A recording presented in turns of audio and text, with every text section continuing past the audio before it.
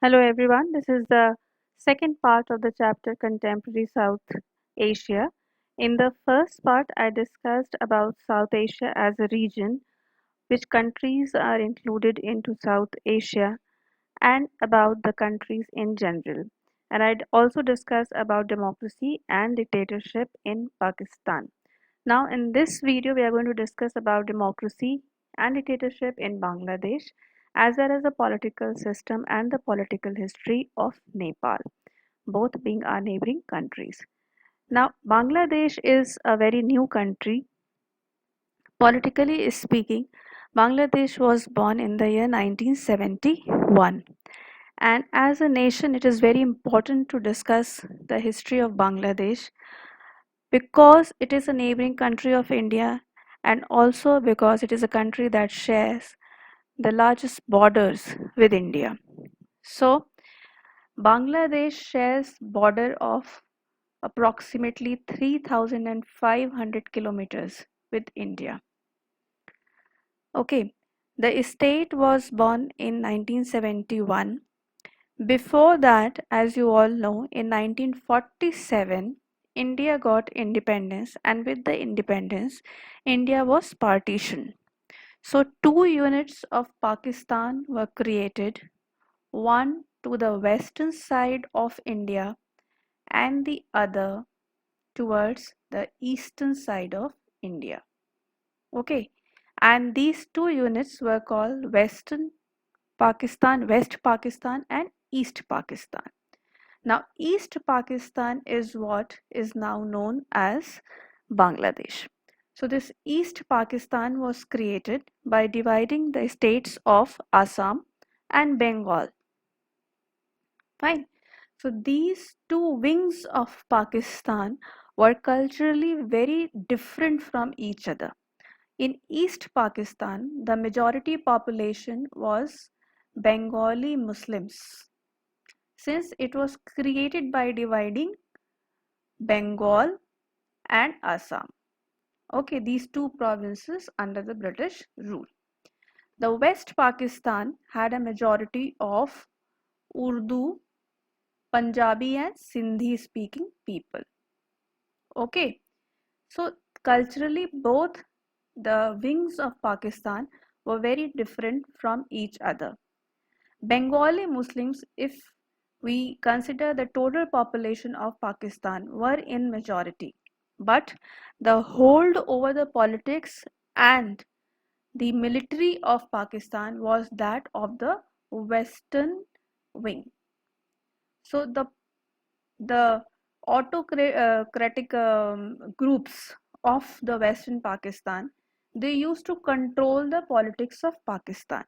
So right from the beginning, after 1947, East Pakistan, this region of East Pakistan, experienced cultural and administrative dominance of West Pakistan.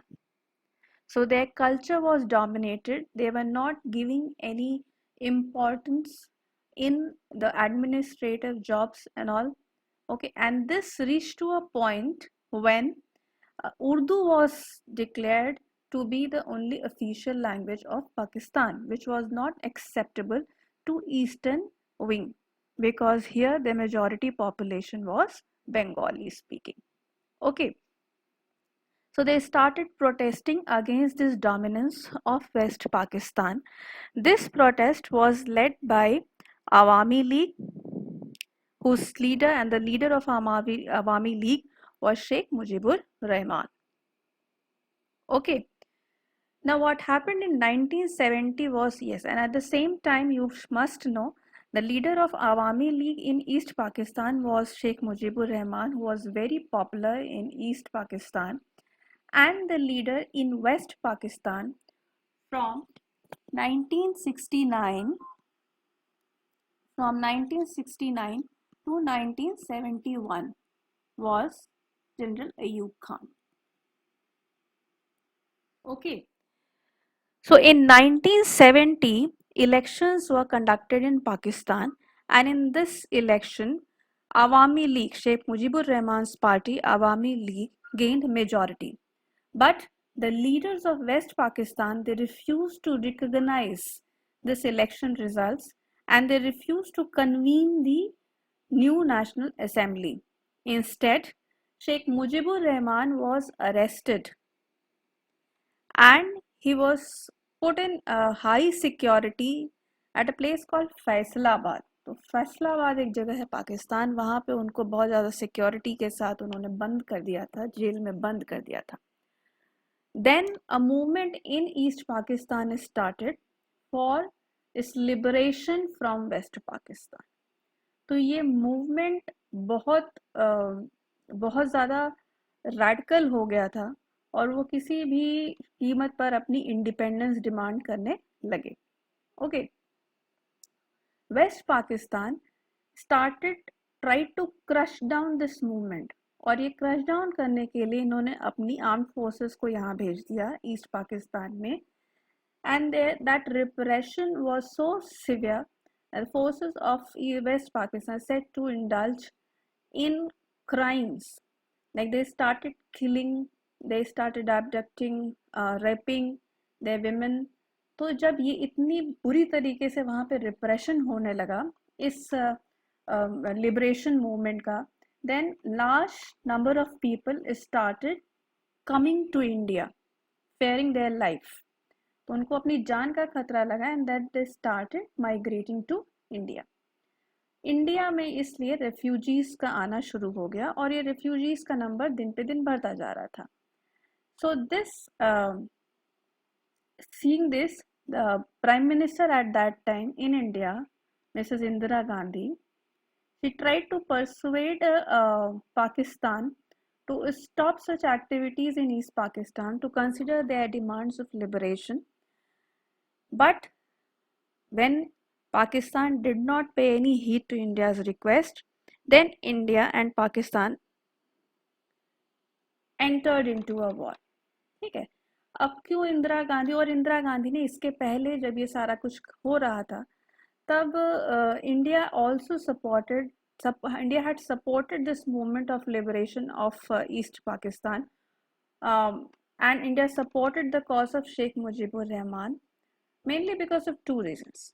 पहली तो बात ये थी कि waste Pakistan एक तरह से कल्चरली डोमिनेट कर रहा था, इसलिए जो डिमांड थी ईस्ट पाकिस्तान के लोगों की of liberation was quite genuine. दूसरी बात ये थी कि India was actually facing a lot of problem because of large number of people coming to India from Bangladesh. Okay, so both of these things,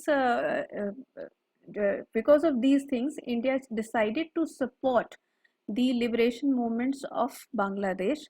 और वहाँ पे इसके लिए एक फोर्स का क्रिएशन हुआ था जिसका नाम था मुक्ति बाहिनी. और इस मुक्ति बाहिनी को इंडिया ने उस टाइम हर तरह से मदद की थी, आर्म्स और एम्यूनिशंस दिए थे, सप्लाईज दी थी, ट्रेनिंग तक दी थी.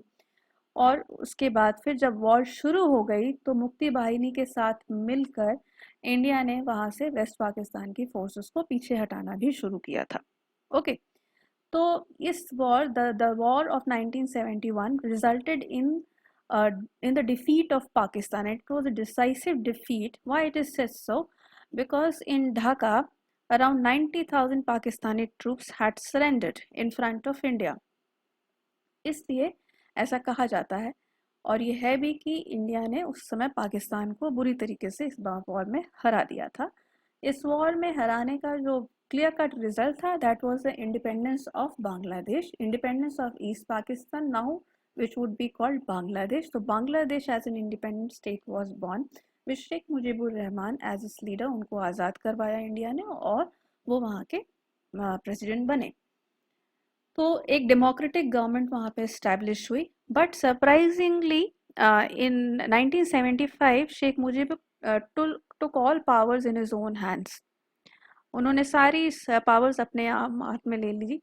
सारी पॉलिटिकल पार्टीज को except Awami League was declared as illegal. After this there was a military uprising against his rule by Ziaur Rahman, who was a military head of Bangladesh at time. तो 75 में उनके अगेंस्ट शेख मुजीब के अगेंस्ट एक coup होता है जिसमें कि उनके पैलेस को घेर लिया था ज़ियाउर रहमान की फोर्सेस ने, और फिर एंटर करके they assassinated Sheikh Mujib along with his entire family, और जितने भी उनका स्टाफ था उसके साथ।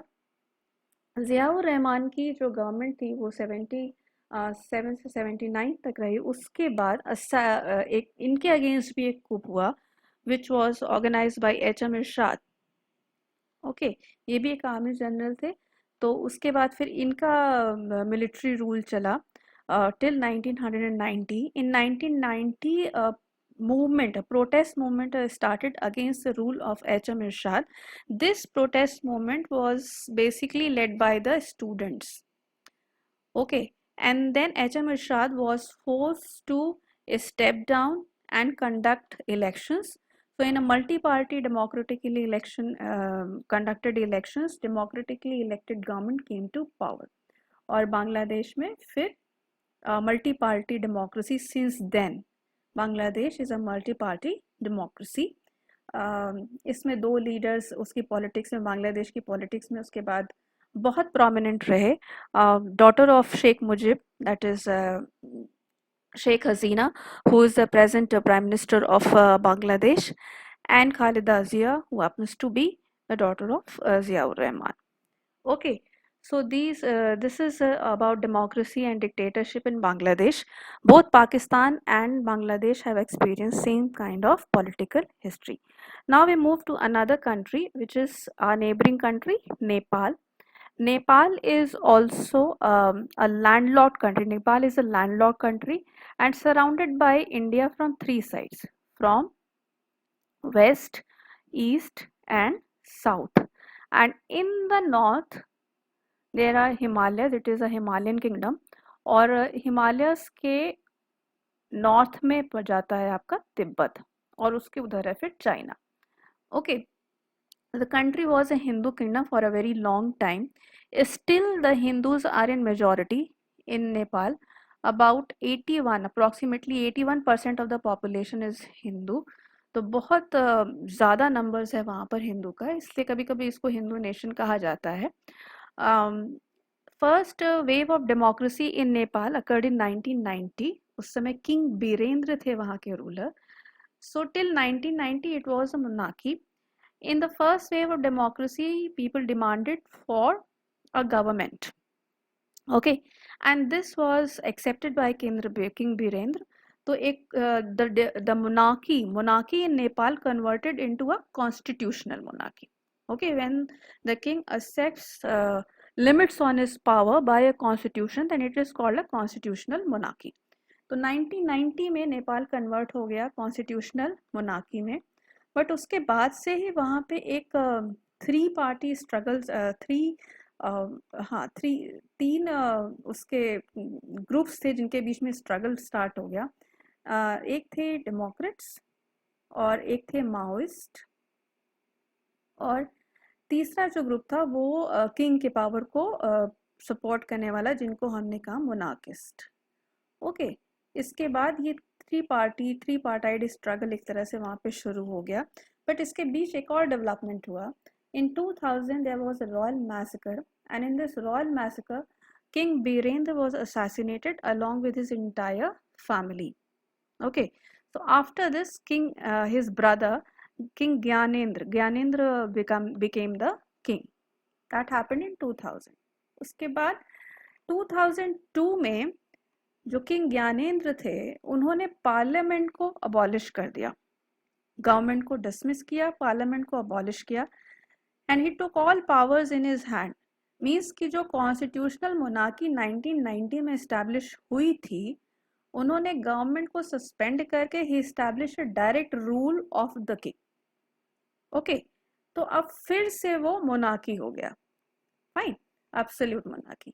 तो इसके अगेंस्ट में 2006 में again second wave of democracy, second movement of democracy began, and this time the movement was led by 7 party alliance. इसमें सभी नेपाल की जो लीडिंग पॉलिटिकल पार्टीज थी, नेपाली कांग्रेस और जितनी भी माओवादी पार्टीज थी, कम्युनिस्ट पार्टीज थी, ये सब एक साथ आ गए, and they demanded the removal of monarchy in Nepal. Okay, so 2008 में monarchy was completely abolished. उन्होंने एक constituent assembly को establish किया to frame a new constitution for Nepal. And this constituent assembly framed a constitution which has now made Nepal a federal. Nepal is now a federal democracy.